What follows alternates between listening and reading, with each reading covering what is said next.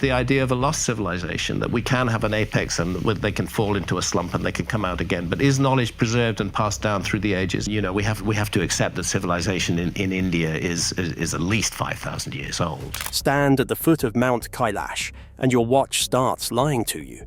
People who spend a few hours near the base come back with fingernails and hair that have grown weeks' worth in a single afternoon. He's gone and discovered these things, and now he's showing people how to use them. And he's very clear that he did not invent these methods. These methods have been around for at least 1,000 years. There's a heavy electric vibration in the air. The locals call it the Om. But if you've ever stood under a high-voltage power line, you know exactly what that hum is. This isn't just a mountain. It's a 22,000-foot piece of machinery, a prehistoric reactor still bleeding juice into the atmosphere. The thing is, nature doesn't build in perfect right angles, but someone or something definitely did here. Impossible geometry. Nature is messy, chaotic, and loves a good curve, but Mount Kailash looks like it was drafted on a computer. When you look at the surrounding Himalayan range, you see the jagged, random teeth of tectonic plates smashing into each other. Then you see Kailash. It sits there with 4 nearly perfect faces, aligned so precisely with the cardinal points of the compass that it makes the Great Pyramid of Giza look like a middle school science project. This isn't just a mountain shaped like a pyramid. It is a hyper-symmetrical monolith that stands 6,638 meters tall, a number that mathematicians have pointed out is exactly 6,666 kilometers from Stonehenge and exactly 6,666 kilometers from the North Pole. If you think that's a coincidence, you're ignoring the blueprint staring you in the face. This is where it gets interesting. The sides of the mountain are ribbed with horizontal tiers, deep grooves cut into the granite that wrap around the entire structure, like the cooling fins on a high-end motorcycle engine or a radiator. In mechanical engineering, you increase surface area when you need to dissipate massive amounts of heat. If Kailash were housing a core, a literal power source generating terawatts of energy, those natural rock strata are exactly what you designed to keep the whole thing from melting through the crust of the Earth. Geologists struggle to explain how the sedimentary layers are so uniform, so perfectly spaced, and so eerily consistent across all 4 faces. Usually, wind and ice erosion leave a mountain looking like a chewed-up gumdrop, but Kailash maintains its sharp geometric integrity. It looks less like a pile of rock and more like a massive weathered heat sink. Think about the sheer scale of the girdle of the world, the massive horizontal rift that circles the mountain's waist. It looks like a weld line or a structural seam where 2 halves of a casing were joined together. In the world of ancient power plants, geometry isn't about aesthetics, it's about resonance and containment. The pyramid shape is the most stable structure for focusing electromagnetic energy toward a single apex. When you combine that shape with the specific mineral composition of the mountain, which is loaded with conductive ores, you don't have a pilgrimage site. You have a giant antenna. The precision is so deliberate that the shadow cast by the mountain during certain times of the year creates the shape of a swastika, an ancient symbol that originally represented the wheel of fire, or a rotating engine. We are looking at a machine so big we've mistaken it for a landscape.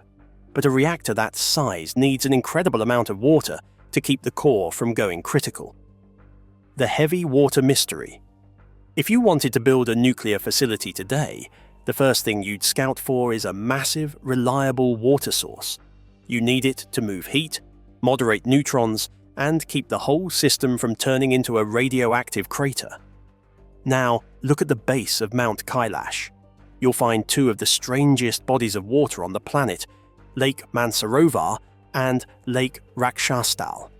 On a map, they look like 2 lungs connected to the mountain's central windpipe, but their chemistry tells a story that has nothing to do with nature and everything to do with industrial cooling. Lake Mansarovar is the light lake. It's perfectly round, almost artificially so, and remains calm regardless of the weather. It's fresh, life-sustaining water. Right next to it, separated by only a thin strip of land, is Lake Rakshastal, the Dark Lake. It's crescent-shaped, salt-heavy, and notoriously stormy. It's so toxic that nothing lives in it. In the world of nuclear physics, this setup is a dead ringer for a heat exchange system. You have one reservoir acting as the pure moderator and another acting as the cooling pond for the discharge. What's wild is that the two lakes aren't at the same level, yet they are connected by a natural-looking channel called the Ganga Chu. If this were just a mountain, the water would eventually equalize or mix. Instead, the flow is strictly regulated by the Om vibration of the mountain itself. Local legends say that when the energy of the mountain is high, the water flows. When it's low, it stops. That's not a myth. That's a pressure-sensitive valve system. But it gets weirder when you look at the isotopic signature of the area. Some independent researchers have noted that the water in Rakshastal contains levels of certain minerals and heavy hydrogen isotopes that shouldn't be there unless the water had been exposed to a high-energy environment for thousands of years.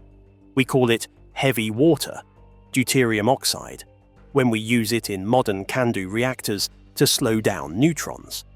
The fact that one lake is dead and full of salt and heavy minerals suggests it's been absorbing the poison of a reactor core for eons.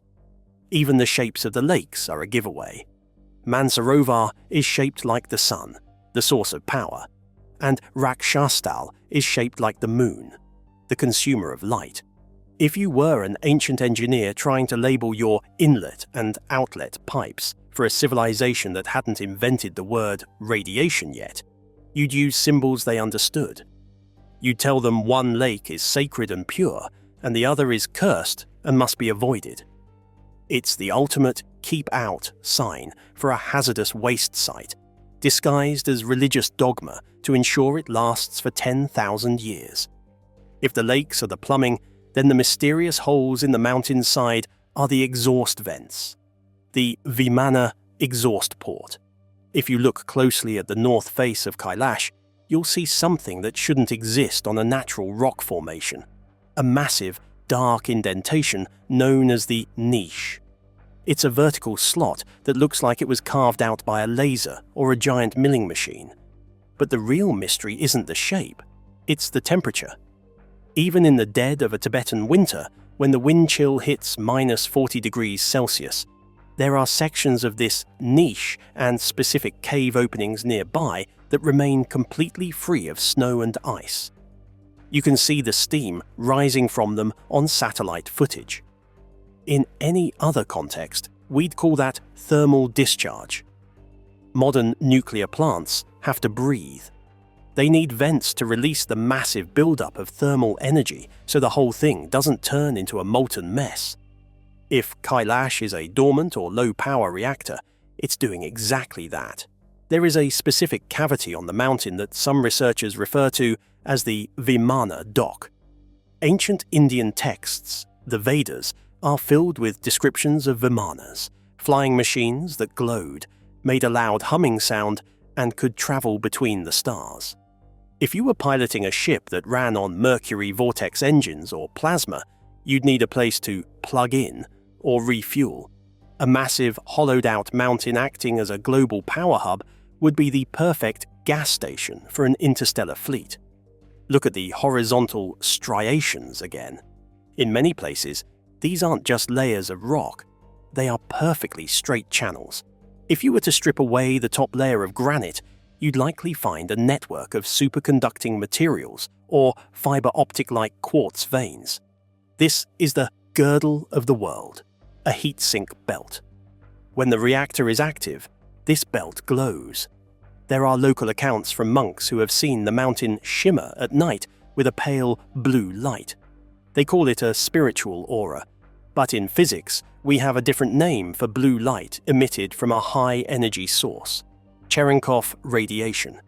It happens when charged particles move through a medium faster than the speed of light in that medium.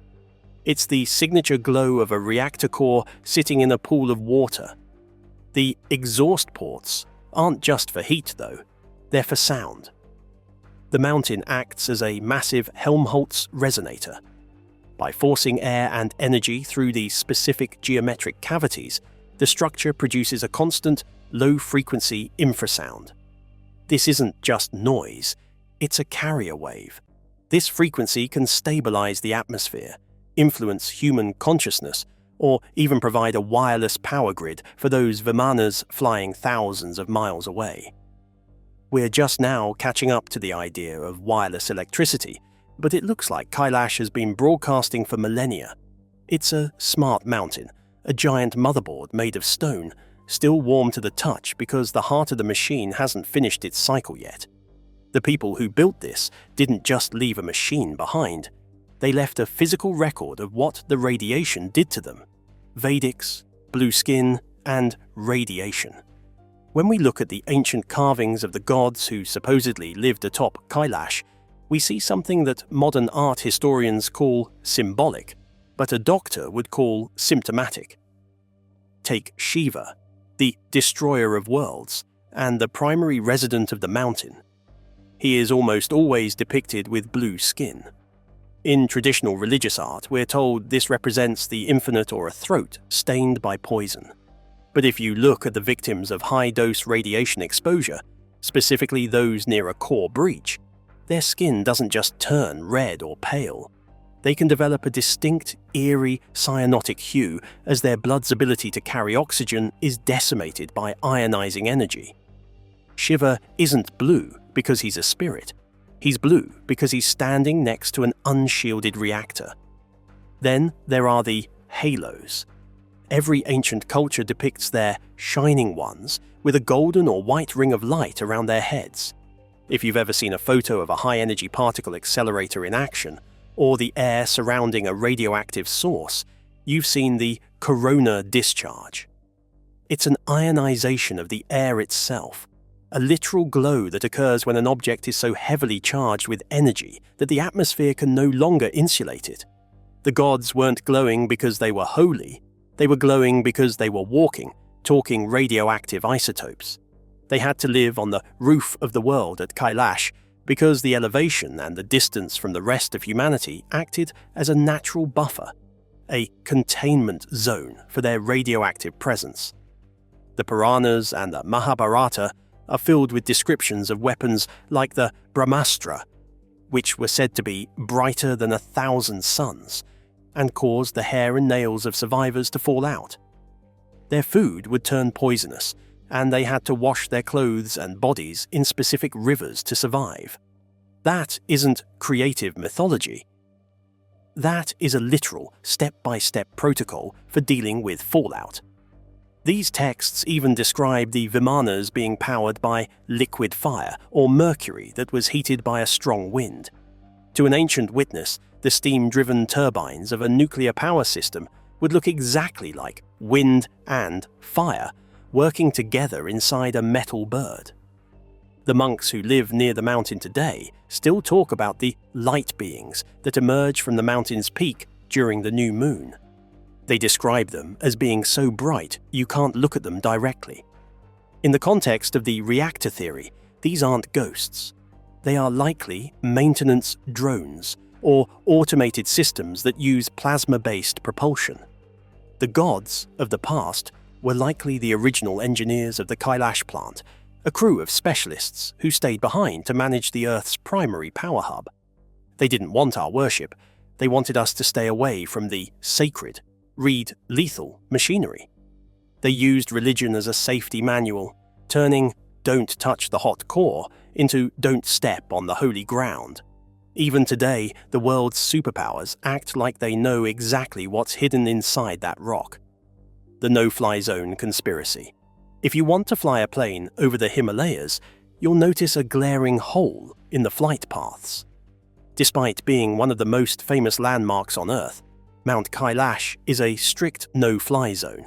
Most people assume it's out of respect for the mountain's religious significance, or maybe because the wind currents are too dangerous. But commercial pilots fly over much taller, much deadlier peaks every single day. The real reason is electronic interference. Pilots and satellite technicians have reported that when they pass too close to the coordinates of Kailash, their instruments start to go haywire. Compass needles spin, GPS signals drop, and cockpit displays flicker with a strange rhythmic static. This is exactly what happens when you fly a sensitive piece of electronic equipment through a massive electromagnetic field. If Kailash is a giant stone-encased reactor, it's not just sitting there quietly, it's broadcasting. The Chinese government has essentially walled off the area, not just to hikers, who are strictly forbidden from actually climbing the peak, but to the digital world. Satellites passing over the mountain often produce blurred or corrupted imagery. Some whistleblowers from space agencies have suggested that there's a massive void or thermal plume that makes high-resolution mapping of the summit impossible. It's as if the mountain is wearing a digital cloaking device. What are they so afraid of us seeing? If you look at the heavy military presence in the Tibet region, it's not just about politics. There are dozens of seismic monitoring stations focused solely on the heartbeat of Kailash. They aren't looking for earthquakes, they're monitoring the pulse of the machine. In the late 90s, a team of Russian scientists, led by Dr. Ernst Moldashev, claimed that the mountain is actually part of a system of ancient pyramids that are hollow and filled with mechanical devices. Shortly after their expedition, the area was hit with even tighter travel restrictions. Governments don't move troops and censor satellites for a pile of rock. They do it for technology. They know that whoever figures out how to plug in to the Kailash grid would have access to a limitless, ancient power source that makes modern nuclear fission look like a AAA battery. They aren't protecting a temple, they're guarding the world's oldest and most dangerous light switch. The truth is, we haven't been listening to the mountain, even though it's been screaming at us for centuries. The eternal hum. In the end, the most compelling evidence for the Kailash reactor isn't found in a lab or a satellite image, it's in the air itself. Every major religion that grew up in the shadow of the Himalayas centers its practice around the Om, the primordial sound of the universe. We've been told for centuries that this is a spiritual vibration, the sound of creation. But if you strip away the mysticism and look at the physics, the Om is a low-frequency 50 to 60 Hz hum. It is the exact acoustic signature of a massive electromagnetic generator. The pilgrims who prostrate themselves at the base of the mountain aren't just praying. They are vibrating in resonance with a machine that has been idling for over 10,000 years. We tend to think of ancient people as primitive, but they were actually masters of sustainable engineering. They didn't build power plants out of steel and plastic that would rust and melt into a toxic sludge within a century.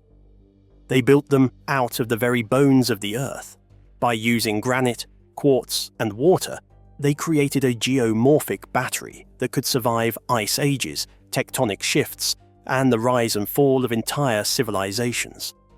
Mount Kailash is the ultimate green energy solution, a self-sustaining, stone-clad nuclear furnace that uses the planet's own crust as its containment vessel. The reason no one has ever stood on the summit of Kailash isn't just because of a religious ban. It's because the closer you get to the apex, the more the air begins to ionize. The spiritual ecstasy, reported by those who get too close, the lightheadedness, the tingling skin, the visions of blue light, is the first stage of acute radiation sickness mixed with high-intensity electromagnetic stimulation of the temporal lobe. The mountain is defending itself. It's a living monument that continues to process energy, waiting for a civilization smart enough to stop worshipping the light and start reading the schematics. As the world's energy crisis deepens, we keep looking at the stars for a solution, or digging deeper into the dirt for the last drops of oil. Maybe we're looking in the wrong direction. The answer isn't something we need to invent, it's something we need to remember. The roof of the world isn't just a peak for climbers or a site for monks. It's a sleeping giant, a colossal reactor humming a song we've forgotten how to hear. Whether viewed as the sacred stairway to heaven or a masterpiece of prehistoric engineering, Mount Kailash remains one of Earth's most profound enigmas. If the theories of ancient nuclear energy hold true, we must redefine our entire understanding of human history and the capabilities of those who came before us. Is this symmetrical peak merely a geological wonder, or is it a dormant relic of a sophisticated extraterrestrial power grid? As the mists clear around its granite slopes, the line between ancient mythology and advanced technology continues to blur. The truth may be hidden deep within the mountain's core. We'd love to hear your thoughts too, so drop them in the section below. Make sure to subscribe to the channel for more uploads. Thanks for supporting us.